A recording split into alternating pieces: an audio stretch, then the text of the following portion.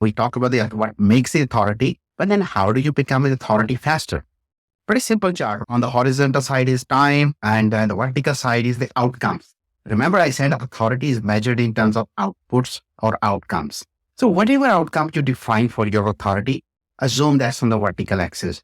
So now what you got is you got a red line. That one is normal people. They are going to take their time to reach target authority in certain number of years.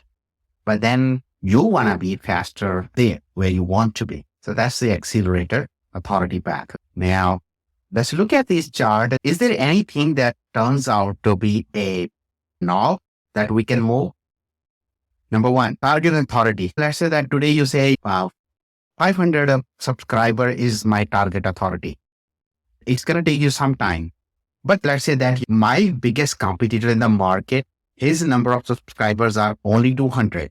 I just want to position it close to him. So the moment you change that vertical line, you are going to take probably shorter time. But then there is another thing. It also depends upon your niche market.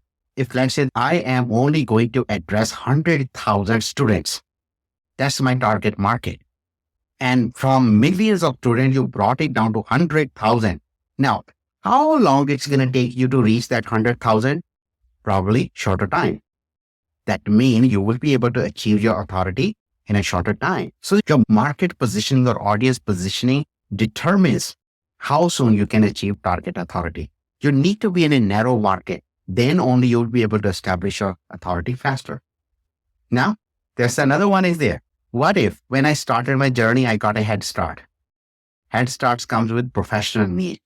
When your niche is so clean, so clear, and you have a good amount of clarity, guess what's going to happen? You are going to be ahead of others in starting your journey. And once you have the head start, even if you go at the same rate, you're going to be reaching your target authority in a shorter amount of time. Now, how do you take your path forward, the green line? That depends on how do you document your wisdom. Let's say that today you have accumulated a great amount of construction project management wisdom. Do you have a book? Do you write your articles in the magazines? Do you post your things on a tangible platform? I'm not talking about social media. Social media is a very tiny piece of overall success. We're talking about tangible thing, which stays there for years to come. How do you say that you are a construction project expert? There has to be tangible wisdom. That's what determines the slope, how much you can go faster or slower. And then comes the last piece of this one, value proposition. As I said, if your value proposition is so strong, nobody can compete you, you're going to be becoming the authority in that niche market much, much faster compared to anybody else. The last one is the target authority. How much you differentiate within your market depend upon your impression or the standout branding. Here, I'm not talking about personal branding or anything. I'm not talking about keep posting on social media.